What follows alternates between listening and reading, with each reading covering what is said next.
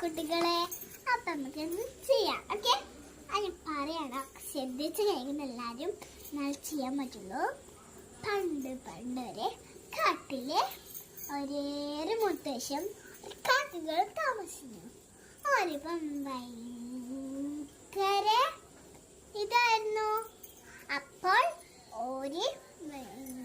പിന്നെ ഒരു മുത്തശ്ശിക്ക് ഭയങ്കര പനി പിടിച്ച് ഒരാൾ കിടപ്പിലായപ്പം ഒരു ജനലിനുള്ള കൂടെ നോക്കിയപ്പം കാക്കകളെ കണ്ടു.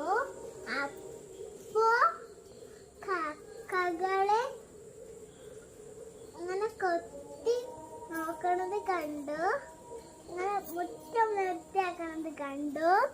അപ്പം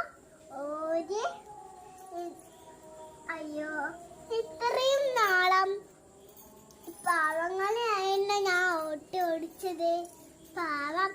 അപ്പൊ മുത്തശ്ശി ഇങ്ങനെ